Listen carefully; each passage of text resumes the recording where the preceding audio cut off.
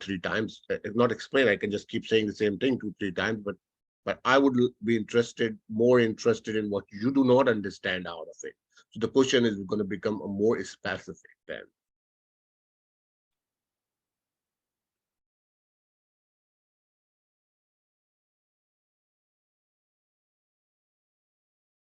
If it is a new structure, then it is a different substance. Yeah, yeah. Structure makes the molecules different from each other.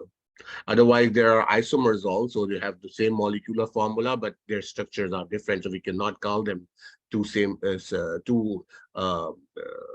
identical molecules. They might be similar, but not identical molecules. So similar molecules are not the exact same molecules, right? That identical and similar, you know the difference of identical and similar. Similar is the same class. They might fall in in the same class of molecule. Like I'm talking about the structural isomers. Structural isomers are the same number of elements in two different compounds, but they are arranged differently. Means their structures are different. So when the structures are different, they are completely two different molecules. But they're gonna fall in the same class. They're like the scientists have classified molecules into different classes like alcohols, phenols, and things like that. There are many other classes of molecules. Okay, so I hope that makes sense. So where we have reached is about the IMF. So if I'm talking about two water molecules and I'm interested in, if I'm talking about water molecule and I'm interested in what sort of interactions are possible between them, then if I have no idea about anything, then what I can do is I can look at the polar to polar molecule. So then I will say, okay, how many different types of IMFs are possible, right?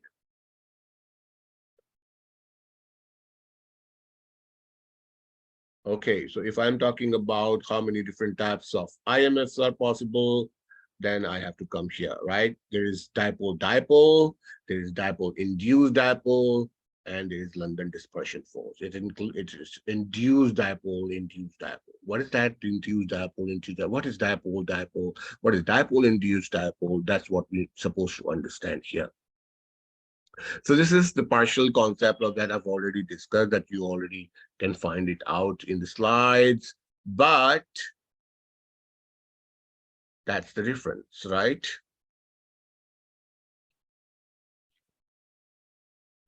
Okay, so the dipole-dipole interaction is when a polar molecule encounters another polar molecule. So if I go back to my thing that I was discussing, H2O is going to come together with in a sample of water. There are plenty of water molecules. Let's just take two of them. So are these two polar molecules coming together? Yes, so it means you may expect dipole-dipole here.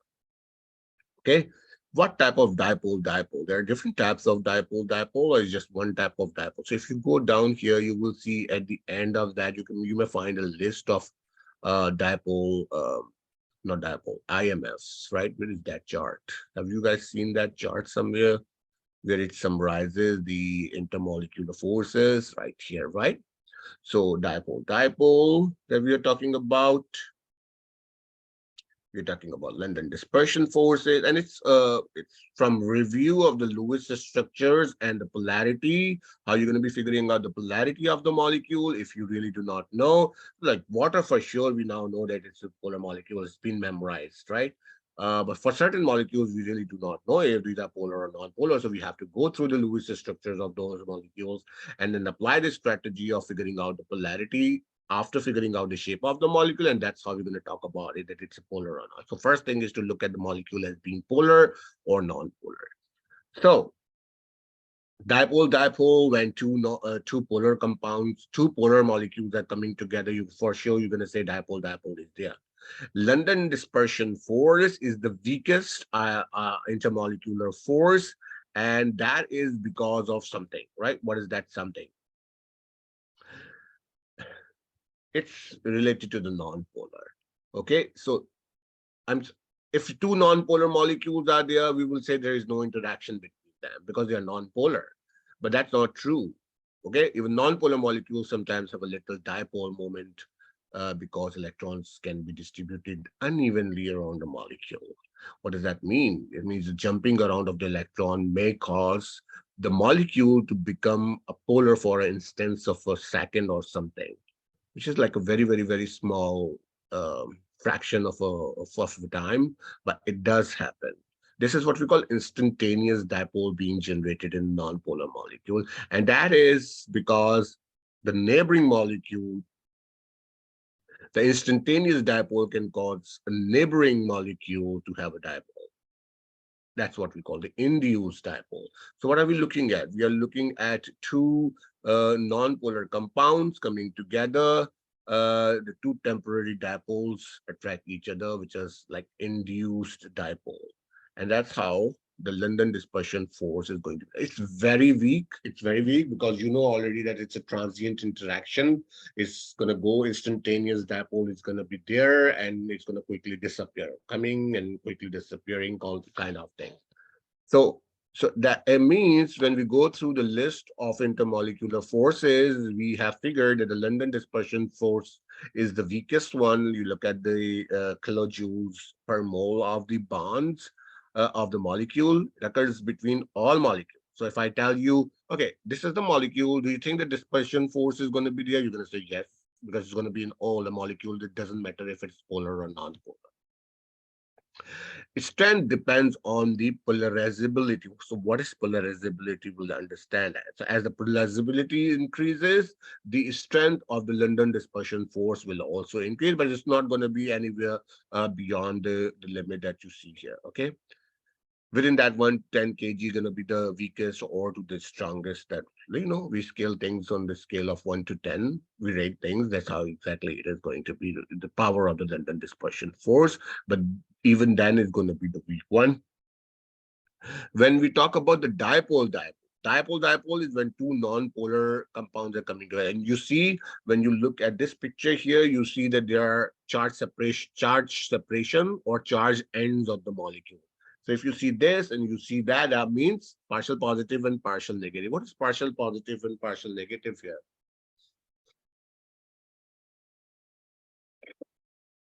Trying to say that this is also a review.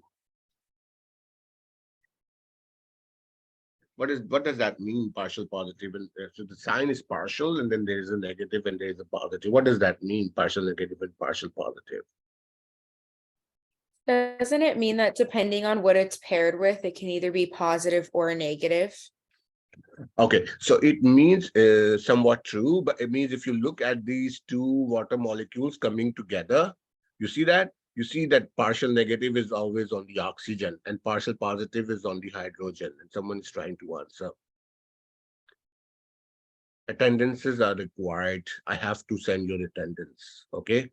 I think I discussed it previously. Attendance in the lecture is required because this is something new that's happening in Nova. That the attendances for the lecture, even for the virtual lectures, are important. So they are asking us to record your attendance. And when the meeting is being recorded, your attendance is being marked if you are there or not. Okay, so let me go to this one here. Where's that? So you remember when I think I need to just quickly go over with the concept of partial positive and partial negative. You remember this thing when we were talking about this, and we were saying that the partial, the sorry, the dipole moments are being generated, and then we were saying that okay, it's going upward like that, like this. Oops, what is that?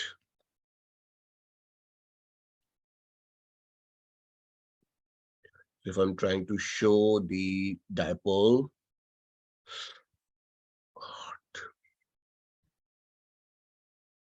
I'm going to show it like that. What does that mean? What does this arrow mean? The oxygen attracts the electrons.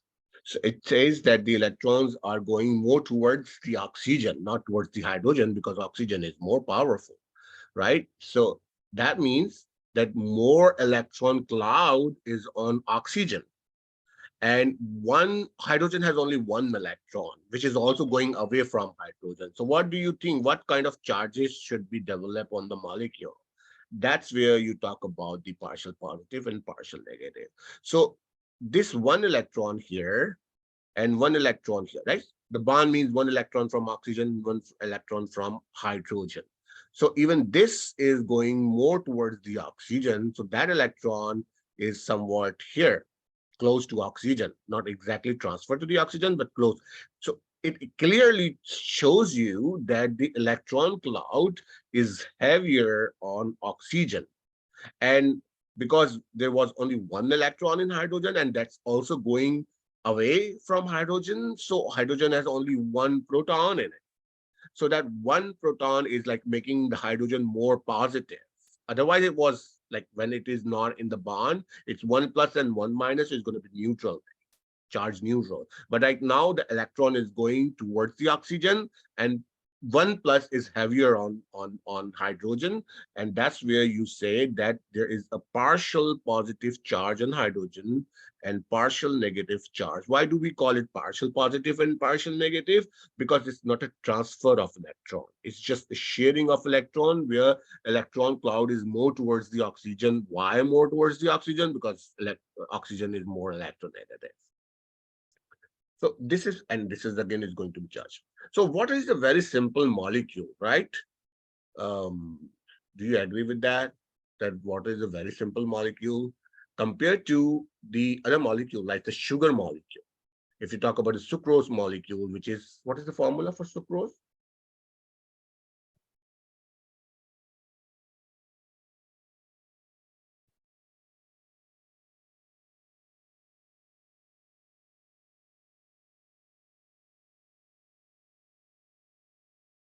Is it the correct formula for sucrose?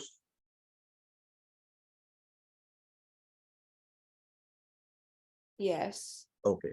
So now you see that compared to the water molecule, there's many atoms in sugar, in sucrose, in sugar, right? So, but you know one thing. What do you know? You know that they both are what type of compounds? Polar or non-polar? Polar. They both are polar. You know that the sugar dissolves in water, so water is polar, so the sugar is also going to be polar. So the same way you expect the charged ends here on this molecule, you also expect several charged ends on them. I cannot draw the entire sugar molecule for you and show you exactly where the charge ends are, but you see that there are many hydrogens, so there's going to be many partial positive ends, and there are many oxygens here, so there's going to be many partial negative ends, right? That makes the similarity between the two molecules. What is that similarity? Similarity is the polar molecules have charged ends, partially charged, but these are going to be called as charged ends. And these charged ends are very important in their interaction. Why? Because the partial negative, partial positive of one molecule is going to interact with the partial negative end, and this interaction is what is dissolving sugar into the water. If they are not able to make interaction with each other, the substances are not going to be soluble. So that interaction develops initiates the dissolving phenomenon. Okay, so I think I need to now go back to where I was on the slides. And that is how it is. So now we are discussing the dipole moment. We are now know the concept of our concept of charge end in the polar molecules is still here. So now when these two are coming together, what two? The two polar compounds are coming together. Definitely there will be a dipole. So all you need to know is the molecules, two molecules which are coming together are polar or non-polar, or one of that is polar and the other one is non-polar. This is exactly what is the foundation to figure out what kind of IMF is going to be there. So if you see two water molecules are coming together, they are again two polar compounds, right? Two polar molecules. But then why the IMF is not called dipole-dipole. It is now called hydrogen bonding. What is the difference between the two?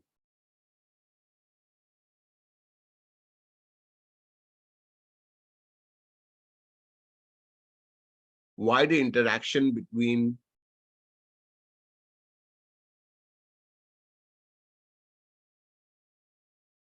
these two type of molecules is what we term as dipole-dipole, but here these two polar compounds coming together, we are calling it, this interaction, we're calling it the hydrogen bond.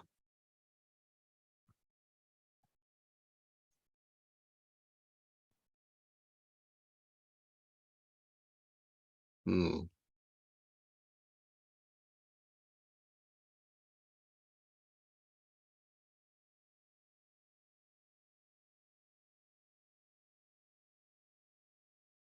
So polar molecules arrange themselves to have dipole-dipole interaction between them, right? So if HCl, two HCls are there, HCl is a polar compound, okay?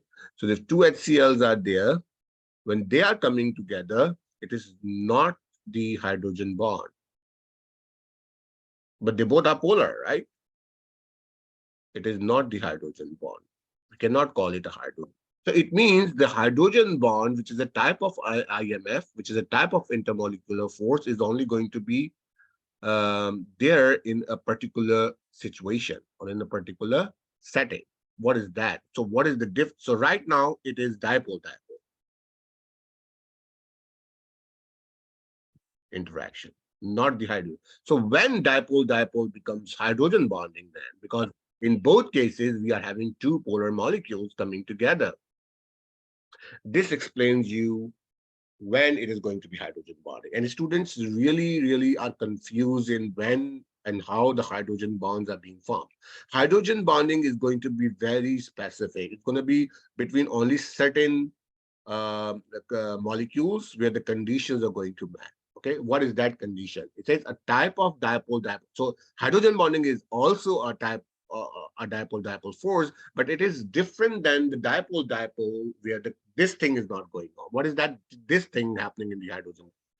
So this is when hydrogen is bonded to nitrogen, oxygen, or fluorine, no other atom. So when the hydrogen, which is being used as an intermolecular, which is going to be used in the intermolecular force, is directly attached to either a nitrogen or oxygen or fluorine, then it is going to form a hydrogen bond. Otherwise not. Like, so if a hydrogen, let's say if a hydrogen is attached to carbon, is this hydrogen going to form a hydrogen bond? No. No. Only the hydrogen which is attached with nitrogen, hydrogen which is attached with oxygen, and hydrogen is attached with the fluorine. This may participate in the hydrogen bonding depending on what type of partner is there.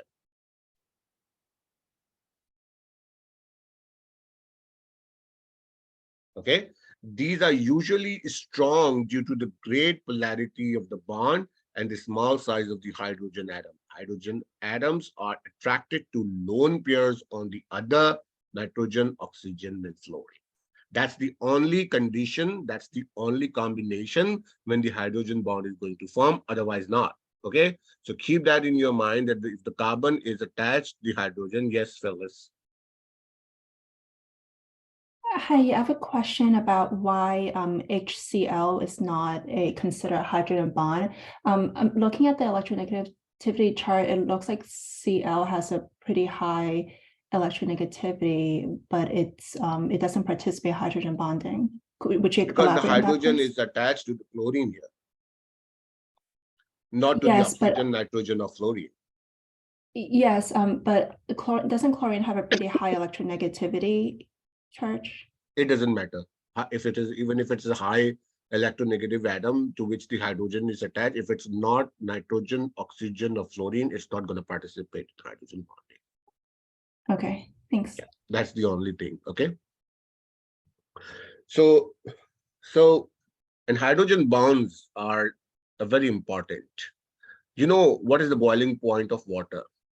How many of you know that?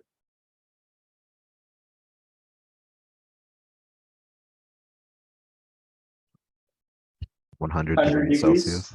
100 degrees Celsius, and it is too much. You need to give that much heat so that the temperature raises to 100 degrees Celsius. Compared to that, I do not know how many of you have acetone at home. Acetone is when you try to remove your nail colors, you use acetone to remove that, right? So if you just put that into a pan and try to boil it, you do not need too much heat. It's just going to be the warm stove where the acetone will start boiling. So what is the difference? Why water needs so much heat and then acetone does not require that much heat? That's because when you heat substance, the molecules are going to separate from each other. So if you look at two water molecules here, there is a hydrogen bond between them. And because the hydrogen bonds are strong bonds, more heat is required to break these bonds. So right now, water in its liquid form, in order to start boiling the water, you need the gaseous form of water also, right? So that much steam must be developed that puts the pressure back onto the liquid, and that pressure equals to the atmospheric pressure. This is where the boiling starts. Does that make sense what I'm trying to talk about? Yes, that makes sense. So is it the case, just to make sure I'm understanding, is it the case that whenever you have a strong bond, it's going to need a higher boiling point? Definitely, yes. Strong bond means hydrogen bonding.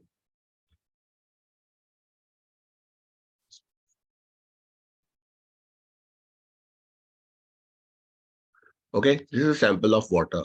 When do things boil? Things boil, so this is liquid water all here, right? So when you start heating that, you need the water to go into the water's gaseous form, which is what we call vapors, right? So you see a lot of steam coming out of it before it starts boiling. If you have a closed pan and you have just a little bit of hole where the steam can come out from, you will see before it boils, it's going to be a lot of steam coming out of it. That steam is gaseous water or the vapors. These vapors come out of liquid water and they start exerting. My vapors are so weird. Sorry about that. These little vapors of water coming out of the liquid form to the gaseous form, they exert their pressure back onto the liquid surface. This is what we call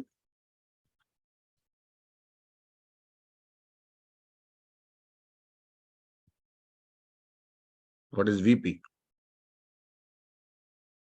Vapor pressure. So when vapor pressure equals atmospheric pressure, this is where things start to boil. What is atmospheric pressure?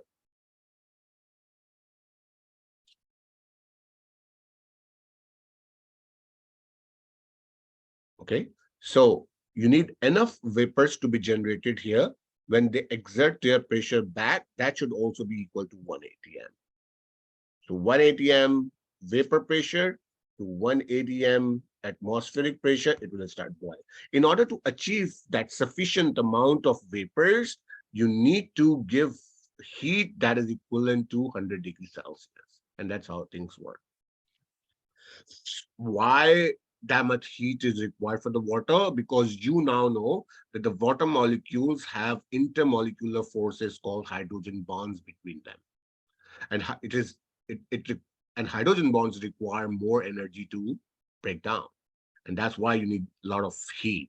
So it means if acetone or alcohol is boiling really quick, or ethanol is boiling really quick, or any other substance is boiling really quick, it means possibility is that they do not have hydrogen. They might have dipole-dipole interaction, but not the hydrogen bonding. So let's cut this discussion short here and try to see what do we have next. You guys have questions to this point, I'll be happy to answer that. So, once, like, sometimes I just keep talking about it, and I think discussion is important. Yes, fellas. If you wouldn't mind going back a little to when we're talking about the intermolecular forces, would you explain again the difference, or if there's a difference between London dispersion and dipole induced? So London dispersion is everywhere. It's on nonpolar versus polar molecule. It's an instantaneous dipole. It generates and it goes away. So it's the weakest one of all. And Mhm. at one point, we cannot say if the London dispersion force is here or not, right? So it's going to be in every single molecule coming with any single molecule.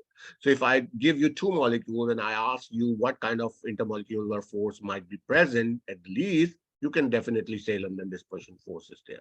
Does that make sense? Yes, that does. Okay. But yes, no. Now, if I ask you what else is there, so what else is like two more options, which is dipole-dipole and then hydrogen bonding. So you go move forward. Now you have to look at what type of two molecules are coming together. Does London dispersion lead to dipole induced? No, it's not. It's what are you talking about? Oh, sorry. I think earlier you mentioned there's a dipole induced. Yeah. So So when that dipole is just a very transient dipole that comes into the molecule for like a fraction of time. It comes into the molecule and then it goes away. And that dipole comes into the molecule, even if the molecule is nonpolar, transient dipoles are generated because electrons are delocalized. Means these electrons are not sitting at one place. Electrons are delocalized. So when sometimes there are like more electron cloud towards one part of the molecule, because you know that electrons are the continuously moving thing. So if they are concentrating at one point, at one fraction of time, it's going to give a higher possibility that there is going to be a very transient charge on that. But that is not a partial positive or the partial. You cannot call it a partial positive and a partial negative even. It's that transient. Very okay, short-lived. okay, thank you. Mhm.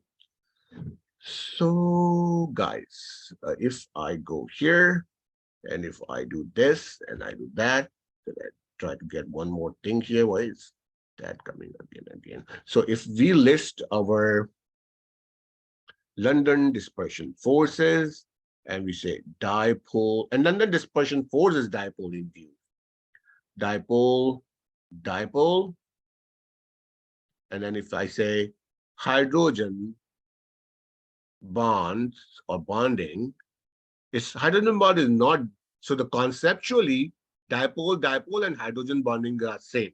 But dipole, when we are explaining dipole, when two polar compounds are coming together, polar, any type of polar compound, it doesn't matter what they have on them, if the hydrogens are attached to here or there, it doesn't matter. This is going to be called a dipole interaction. And I have already talked about that if the molecules that are coming together, they have certain settings, means if they have these kind of ends, this kind of ends in them, or this kind of ends in them, they are available for the hydrogen bonding. Available means when the hydrogen bond is being formed, what is you have at the other hand? If you have this thing here, oh, sorry, erase it. If you have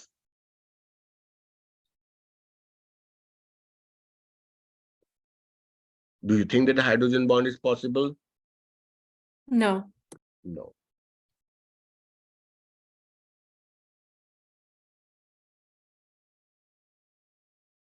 Do you think hydrogen bond is possible? Yes. Yes. Why? Because this lone pair is important. Carbon doesn't have any lone pair on it. So if oxygen is there, also again is going to have two pairs of lone pairs, right? So it's also good to go for the hydrogen bonding here or hydrogen bonding here or hydrogen bonding here. So all these combinations are possible. I hope it is clear. When do we have dipole that we can call hydrogen bonding?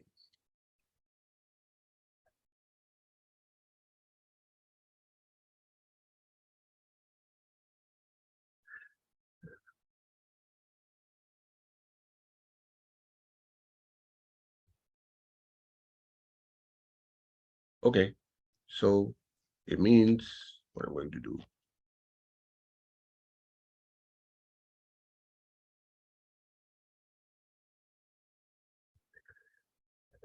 So there is also a type of interaction that we call ion dipole interaction. What does that mean? It's pretty simple and it's given in its name. And that is when we have two different type of molecules. One is ionic and the other one is covalent compound, right? So water is a covalent compound.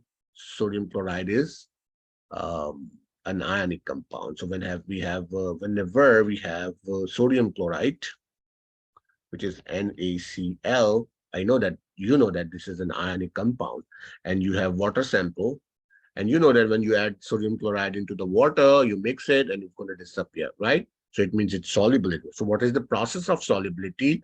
Is that the sodium is going to separate and the chlorine is going to separate into the charges. The time you add it into the water is going to separate into its respective ions. And then these ions are going to generate a dipole. What does that mean? So this plus that you see here, and now I have to change the color here. So the force that exists between an ion and a partial charge on a polar molecule, which is water, a covalent but a polar compound, right? Accounts for how ionic substances are able to dissolve in polars. That's how ionic compounds are soluble in polar substances. That's how. So now if you have learned that part, and if I tell you that look at two different scenarios here, come on. And that means I'm trying to talk about a sample of water here and a sample of water there. You have added NaCl into one of that, and you have added C12, H22, O11. What do you see? You will see that they both are going to be they're both going to disappear in water, right? It means they both are soluble in water. But this one to this one, they both are covalent compounds, covalent and covalent, polar covalent, but they are covalent, right? Here it is covalent, polar covalent, but this one is ionic compound. So it means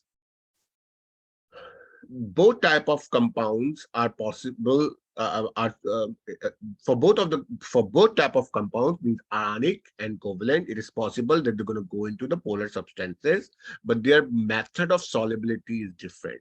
Here it's going to be dipole. Here it is going to be ion induced dipole interaction for the solubility. Yes, that's Tanjeem.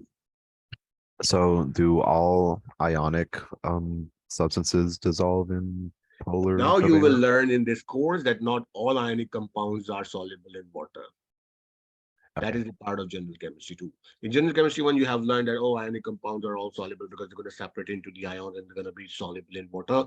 But now in chapter 15 of general chemistry 2, you will learn that certain ionic compounds are not soluble in water. Why?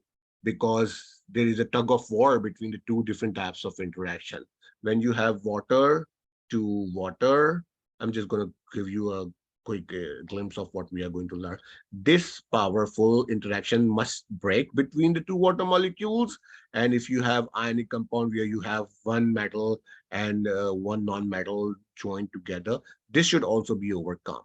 But this is so strong enough that that's not going to overcome any of the powerful interaction between the water molecules. So if this is not going to break, this is not going to break, a new interaction is not going to be developed between the two.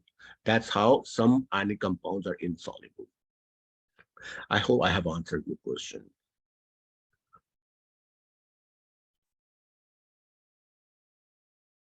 It's all about the game of interaction between the solute particles and between the solvent particles.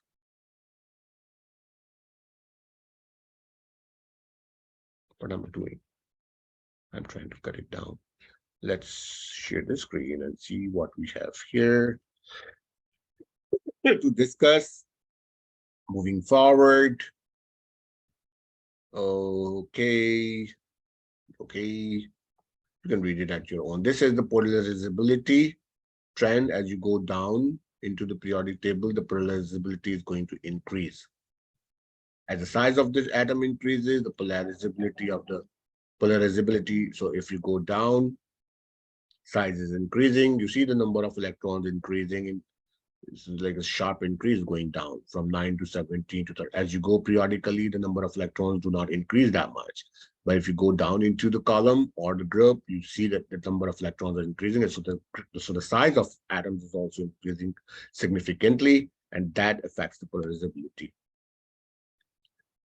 Okay, so that's how you see that fluorine is gas and the chlorine is gas, bromine becomes liquid, iodine becomes solid. Because more polarizability means more interaction. More interaction means more arrangement. The molecules are going to be very close to each other. And that's how we definitely define three different forms of matter: liquid, solid, and gas. That's how we define them, right? The farthest from each other the molecule are going to be is going to be in the gaseous state. Okay, so now we have discussed about the polar, and we have discussed about the intermolecular forces. Do higher surface area affect anything about the solubility or the interactions between the molecule? What is that?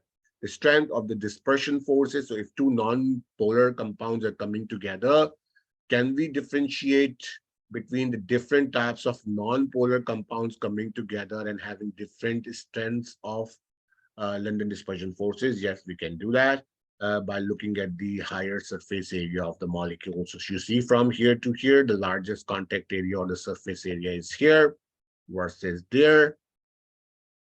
What does that mean? That means if we have neopentane, isopentane, which are definitely, you can say these are the isomers to the N-pentane, means they have same number of elements in all three compounds, but their arrangements are different. So this arrangement provides the maximum surface area. So the larger the surface area, what do you see in the boiling point?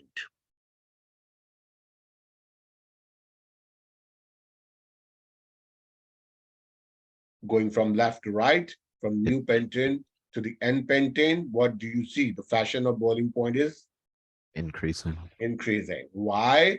Because larger the surface area, more interactions are possible between stronger London dispersion forces are possible between the two molecules. And in order to break those, you have to provide extra heat, more temperature. So the boiling point is going to be high. It's a very basic concept and it makes sense also. So can use the intermolecular forces present to predict relative boiling temperature or melting temperature for a series of compounds. Yes, you can do that easily. And if you have a hydrogen, is possibility of hydrogen bond being formed, that is where the highest boiling temperature is going to be, and highest temperature for the melting also is going to be, because you have to break the strongest interactions that are present. So non-polar London dispersion forces only, bigger molecules have higher boiling point and melting points that we have already discussed. But the polar coming together, you will definitely say London dispersion force is there, and also the dipole going to be present. Polar molecule of similar size to the non-polar has higher boiling temperatures. This is what I have discussed for the hydrogen bonding. So the greatest temperature required, the heat will be required. Okay, determining what IMFs are present in the molecules, this is the key, but when we practice it, you can understand it. Flow chart. So you have to decide, are ions involved? No. Are polar molecules involved? No and yes. If the polar molecules are involved, definitely going to be, what do you predict here? Dipole to dipole, right? But are hydrogen bonds possible between the molecule? Then the dipole is going to be changing into, if no hydrogen bonding is possible versus hydrogen bonding is possible, that's how we're going to make the difference between the dipole force to the hydrogen bonding. If ions are involved, definitely it's going to be ion dipole forces. If the ions are polar molecules and ions both present, that means if the polar molecule is there and ion is also there, if that is the scenario, we have already discussed that ion dipole forces are going to be present. If that is not the case, then this is simply an ionic bonding. You know already the dispersion force here, right? So time is to decide for what type of IMS you have here, what type of IMS would be present. So for all of them, you can say London dispersion force, right? Right away for all of them, it's going to be there. Now, which one of these will have dipole-dipole? Is this going to have dipole-dipole, or is this going to have hydrogen bonding?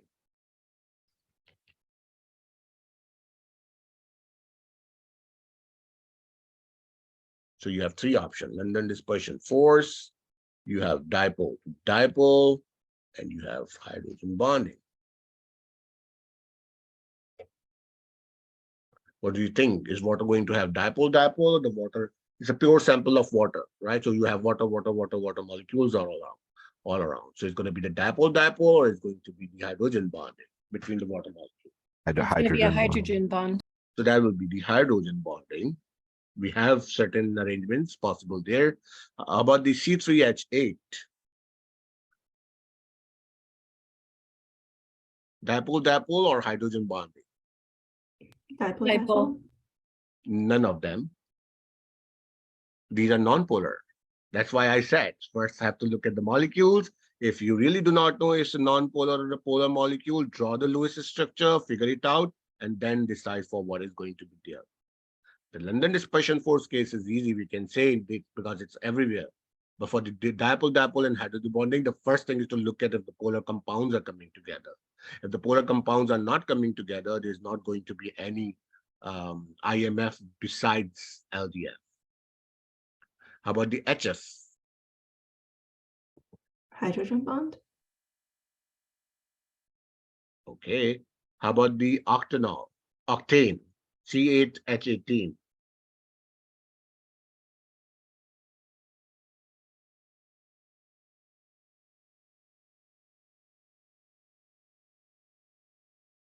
Do you think these are the two same classes of compound?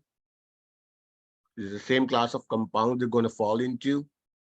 So there sometimes there's no science, just a common sense.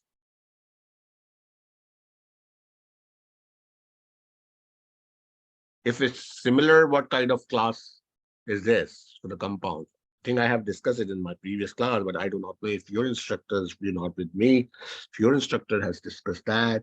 These are called hydrocarbons. When you have only carbon and hydrogen in a compound, these are called hydrocarbons. Hydrocarbons is a class of compound. Okay, so if you have a compound where you see only carbon and hydrogen, it's a hydrocarbon, and hydrocarbons are non-polar. So you really do not need to, if you know this fact of hydrocarbons, you really do not need to figure out if it's a polar or non-polar, because you already know that the hydrocarbons are non-polar compounds.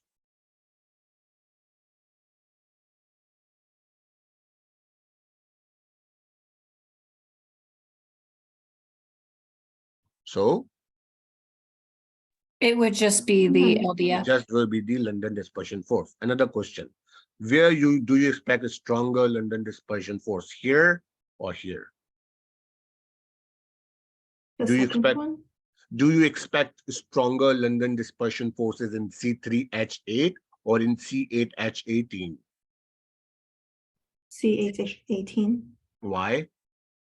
It's a bigger molecule. Larger surface area. So how about the iodine? I2. I2 means what?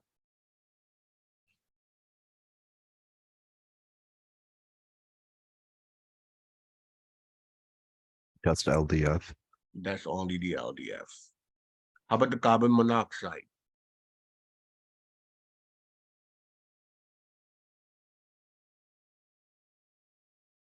We first have to figure out if carbon monoxide is polar or non-polar.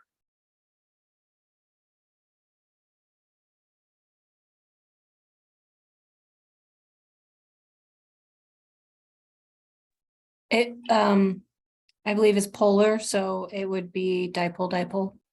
Mm, That would- Can you confirm if the carbon monoxide is polar or non-polar?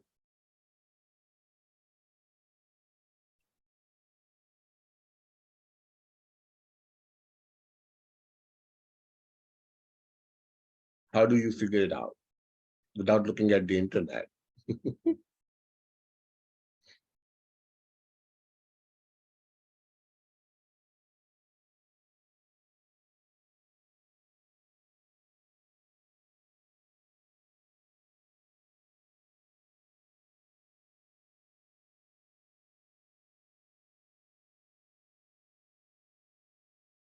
Do you think there is going to be a net dipole moment in the carbon monoxide compound molecule?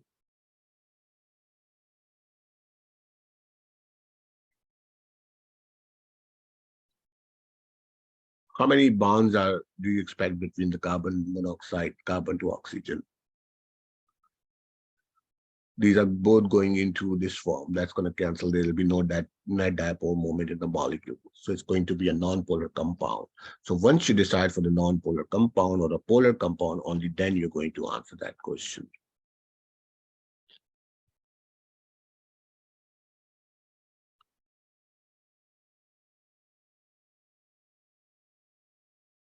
Okay. Which of the following would be expected to have the largest dipole-dipole force?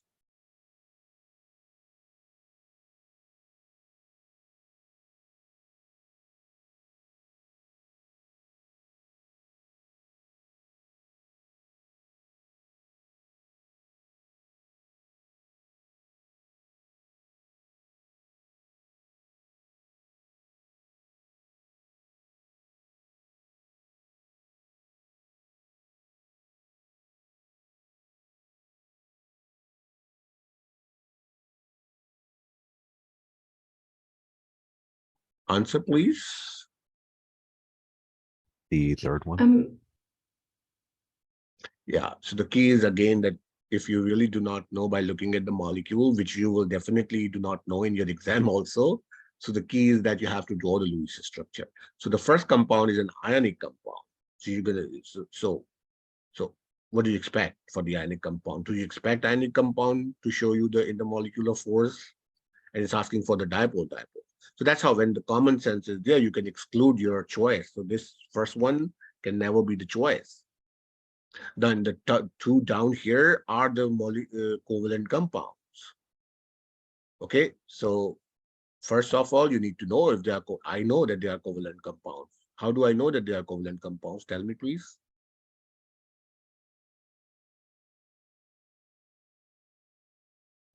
They have non-metals. They have non-metals. All elements in both of them are non-metals. So that's why I've decided that these are covalent. The next step for me is to figure out if it is polar or it's going to be non-polar, right?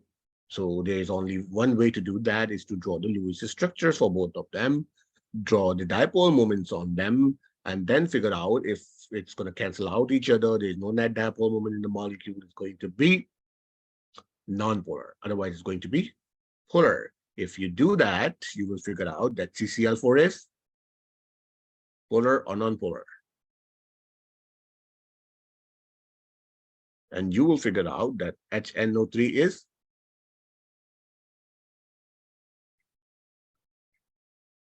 that is why the Lewis structure review is extremely important. So then you can answer it now.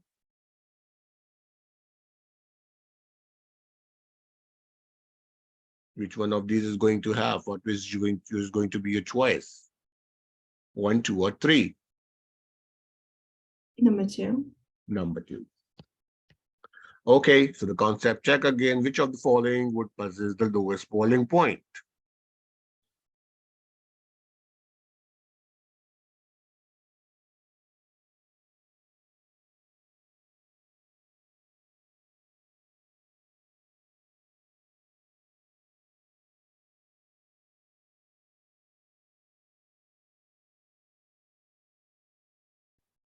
The third one.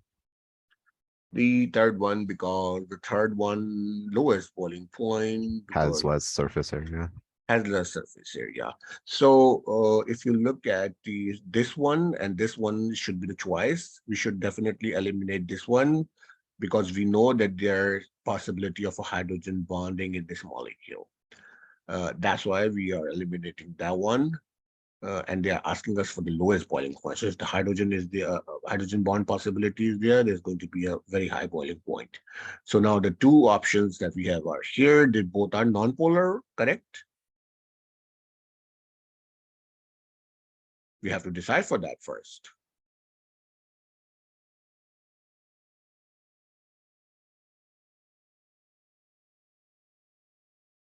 Which one of these two are both of them non-polar? or one of them is non-polar. So I've just given you a hint that if whenever you see a hydrocarbon, you're going to call it.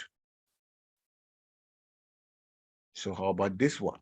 Is this a polar or a non-polar compound?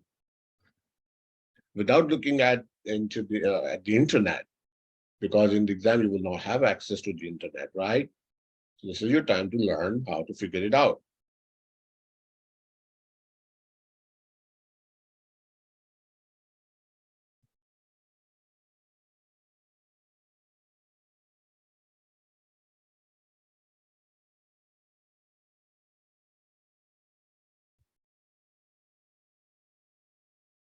Don't you think it's It's very similar to water molecule?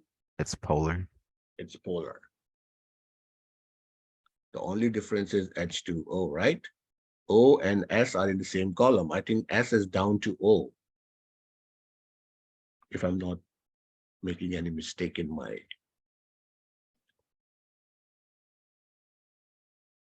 So it's going to be approximately the same molecule in terms of the valence electron, and you just answer it that this is polar. Now, when H2S coming together, you expect dipole here. Dipole here. You expect hydrogen bonding here, and you expect only LDF here. So where do you expect the lowest boiling point now? Number one. Number one. So we have discussed that. You have the information. You can read it yourself. What I'm trying to tell you is about the factors that may affect the surface tension. The stronger the intermolecular attractive forces, the higher the surface tension will be. And then we are trying to talk about more viscous and less viscous substances. Okay. Rising the temperature of the liquid reduces its surface tension. So if you have a very viscous thing, you increase the temperature, it's going to become a liquidy thing. Why it's happening so? Because the intermolecular attractive forces are going to break down and the molecules are going to go further apart from each other.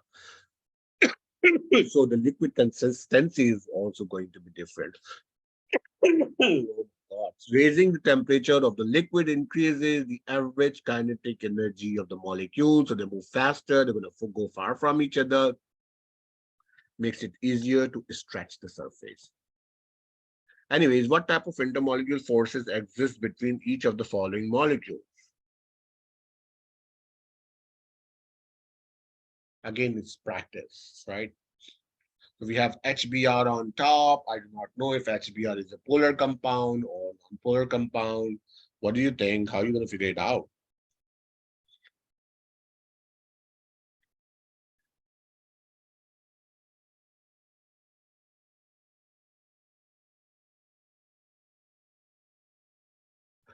HBr is, we have already discussed acids. And acids is a special class of compound, covalent compound, which dissociate when you add them into the water. These are gases actually. Okay, so HBr is then going to be a polar molecule. So if it's a polar molecule, which type of intermolecular forces are expected? LDF. Dipole. And then dipole. There's no possibility for the hydrogen bond. What about this one? Methane. This is called the pet molecule in chemistry. If you look at the methane, you should tell me right away if it's polar or non-polar after general chemistry 1. And especially if you took it with me. It's non-polar. Non-polar. So non-polar means that is the only thing possible. SO2. So if SO2 is polar or non-polar is the first thing that you have to look at.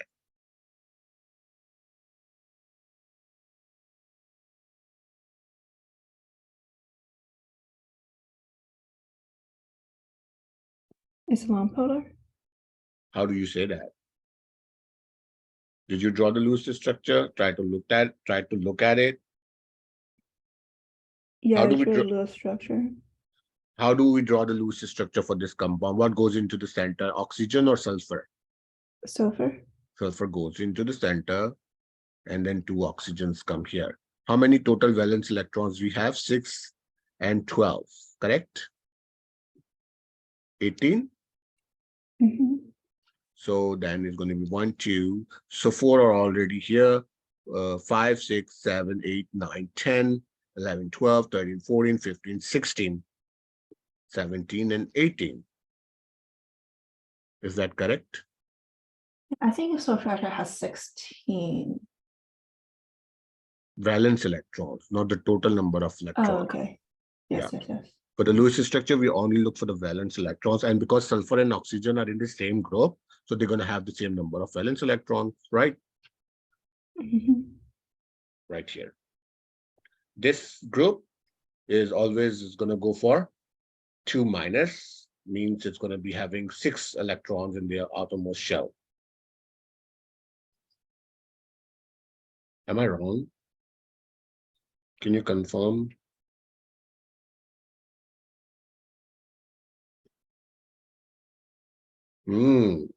That is why the review of the Lewis structure is important, right? Yeah, 6 valence electrons. 6 valence electrons. That's why I did 12 for oxygen and 6 for, where's my PDF? PDF is right here. So then sulfur is not having its octet. So one of the oxygens is going to donate their lone pair between. So this is one possibility, and in another possibility, the bond is going to be here. So there's resonance structures also for sulfur dioxide. Anyways, in any case, it's a polar molecule. We see the lone pair on the central atom, right? And that's going to be this way, and that's going to be this way, and there's going to be a push. So push is going to bring the oxygens down. Sulfur is here, this oxygen is here, and definitely the dipole moment is going to be this, and it's going to be this, because oxygen is more powerful. That net dipole moment, right? So now if we finally have decided that it's a polar compound, so then once we have done with this decision, then we can decide for, and then dispersion force and dipole. How about this one?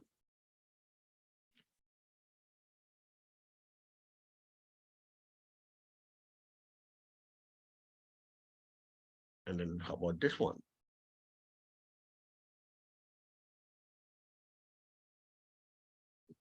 So the first thing is to decide for polar versus.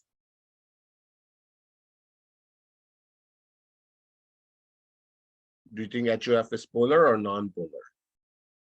I mean, not think, you know, and you know only when you draw and figure it out.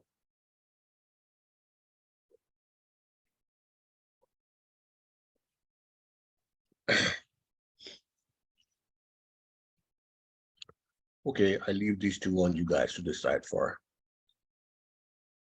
Which would, I mean, then if you need to answer this one, you have to finish it first and then figure it out. We have already discussed about the vapor pressure, right? So the vapor pressure we already know where it's going to come from. The weaker the attractive forces, the higher the vapor pressure is going to be at a very low temperature. Even at the room temperature, vapor pressure depends on how well interacted the molecules are with each other, right? So higher the vapor pressure, the more volatile the liquid is.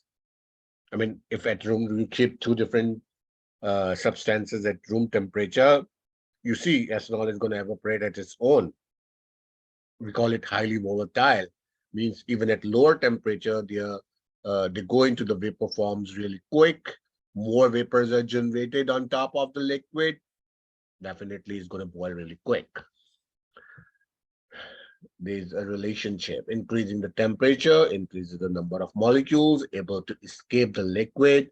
The net result is that temperature increases, the vapor pressure is also going to increase. So let's say for some of the molecules here, you increase the temperature, the pressure, which means more pressure means more vapors are coming out. So you see about the ethyl ether, even at lower temperatures, high vapors are generated. So that it does not even require high temperature for the vapors, for the molecule to go from liquid to the vapor form, versus water that goes at the 100 degrees Celsius, and ethylene glycol is even at 150 degrees Celsius. It's not going to even boil, okay? Because very high interactions are there. Definitely going to call them the strongest hydrogen bondings possible. There are many hydrogen bonds. So the number of hydrogen bonds present is also is going to make the difference. Celsius-Clapeyron equation is the quantitative relation between a substance vapor pressure. I think I'm going to cut it down here, and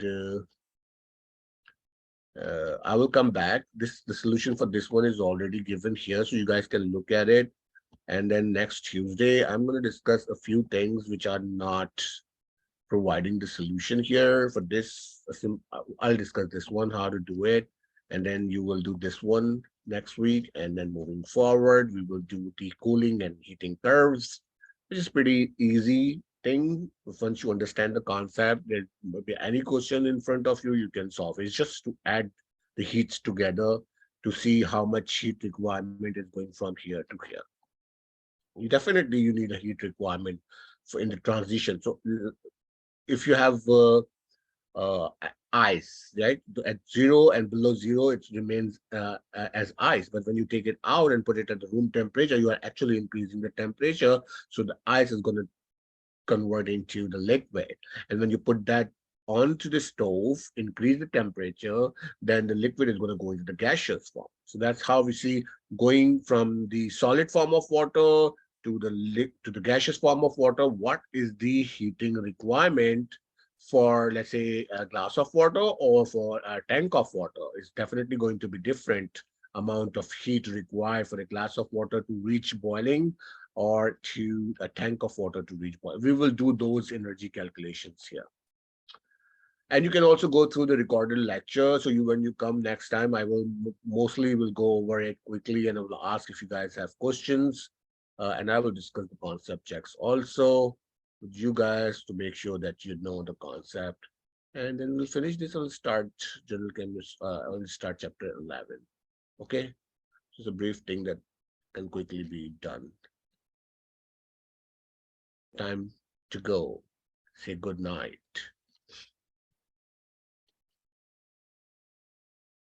In between also, if you are reading the material, and you are highly recommended to read all the material that you have on Canvas, please come back to me with your questions anytime you have any question. Do not wait for the class time. I'll be happy to answer your question. And I think that is the way you learn. And that is how I know that you do not know. Otherwise, there's no means for me to understand that you do not know. The only thing that when I know it is going to be the exam, and I think you do not want that. You want me to know that you do not know before you take your first exam. Okay, have a good night. Take care. Thank you. Thank you. Thank you. Good night. Thank you, Thank Professor. you. Bye.